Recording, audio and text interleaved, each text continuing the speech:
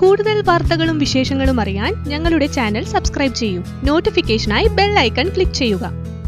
കണ്ണുവേദനയെ തുടർന്ന് ആശുപത്രിയിൽ ചികിത്സ തേടിയെത്തിയ വയോധികയുടെ ഇടതുകണ്ണിൽ നിന്ന് നേത്രരോഗ വിദഗ്ധർ പുറത്തെടുത്തത് അപൂർവ വിരയെ. തലശ്ശേരി വീനസ് കോർണറിലെ സിറ്റി സെന്ററിൽ പ്രവർത്തിക്കുന്ന കോൺട്രാസ്റ്റ് കണ്ണാശുപത്രിയിലെ ഡോക്ടർമാരാണ് മാഹി സ്വദേശിനിയായ 77-കാരിയുടെ കണ്ണിൽ നിന്നും ഏതാണ്ട് 15 സെന്റിമീറ്ററോളം നീളമുള്ള വിരയെ നീക്കം ചെയ്തത്. സാധാരണ നായ്ക്കളിൽ മാത്രം കണ്ടുവരുന്ന ഈ വിര കൊതുകുകൾ വഴിയാണ് ശരീരത്തിൽ എത്തുന്നതെന്നാണ് നിഗമനം. ഒരാഴ്ച മുൻപാണ് മാഹി സ്വദേശിനിയായ 77-കാരിക്ക് കണ്ണിൽ നിന്നും അസ്വസ്ഥത അനുഭവപ്പെടാൻ തുടങ്ങിയത്. പിന്നീട് അസഹ്യമായ വേദന അനുഭവപ്പെട്ടപ്പോഴാണ് ഇവർ കോൺട്രാസ്റ്റ് കണ്ണാശുപത്രിയിൽ ചികിത്സ തേടിയെത്തിയത്.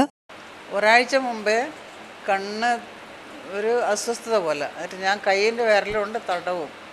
അപ്പോഴെനിക്ക് തോന്നുന്നു എന്തോ ഉള്ളിലുണ്ട്, പഴുത്ത പോലെ ആയിട്ടുണ്ടെന്ന്. എന്നിട്ട് പിന്നെ ഇങ്ങനെയാക്കി അത് പോയി. പിന്നെ 2-3 ദിവസം അങ്ങനെ തുടർച്ചയായിട്ട് വന്ന്, പ്രത്യേകിച്ച് ബാത്റൂമെല്ലാം ഇരിക്കുമ്പോഴാണ് വരിക.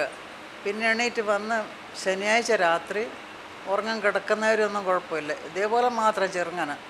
അന്ന് രാത്രി പിന്നെ പെട്ടെന്ന് വേദന, സഹിക്കാൻ പറ്റാത്ത വേദന.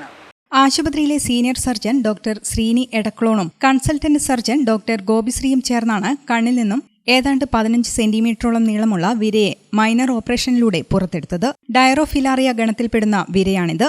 സാധാരണ നായ്ക്കളിൽ മാത്രം കണ്ടുവരുന്ന ഈ വിരയെ മനുഷ്യനേത്രങ്ങളിൽ അത്യപൂർവമായി മാത്രമേ കാണപ്പെടാറുള്ളൂ. ധർമ്മടം, മാഹി പ്രദേശങ്ങളിൽ നിന്നുള്ളവരാണ് ഇപ്പോൾ ചികിത്സ തേടിയെത്തിയിട്ടുള്ളത്.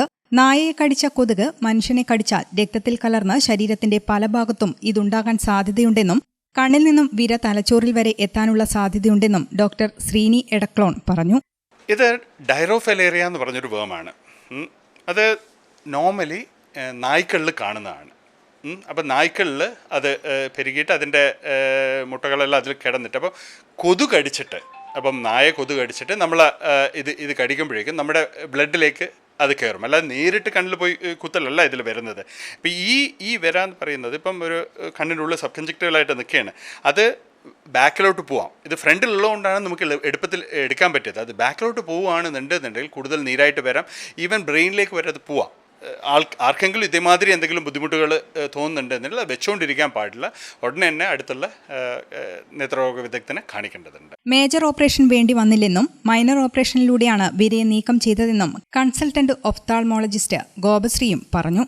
കൺജങ്ക്റ്റൈവൽ അടിയിൽ വരുന്ന വേംസ്, സബ് കൺജങ്ക്റ്റൈവലായിട്ട് വരുന്ന വേമിനെ കണ്ണിൽ ഡ്രോപ്സ്, അനസ്തറ്റിക് ഡ്രോപ്സ് ഉപയോഗിച്ചിട്ട് കണ്ണ് അനസ്തറ്റൈസ് ചെയ്തിട്ട് കൺജങ്ക്റ്റൈവിൽ ഒരു ചെറിയ നിക്ക് ഉണ്ടാക്കി ആ നിക്ക് വഴി പുറത്തെടുക്കുകയാണ് ചെയ്യുന്നത്. മേജർ സർജറി അല്ല, മൈനർ സർജറിയാണ്. അതുകൊണ്ട് വേമിൻ്റെ ഇൻഫെസ്റ്റേഷൻ കണ്ടുപിടിച്ചിട്ടുണ്ടെങ്കിൽ പേഷ്യൻസ് സർജിക്കൽ റിമൂവൽ അണ്ടർഗോ ചെയ്യണമെന്ന് തന്നെയാണ് പറയാനുള്ളത്. ഗ്രാമിക ന്യൂസ്, തലശ്ശേരി.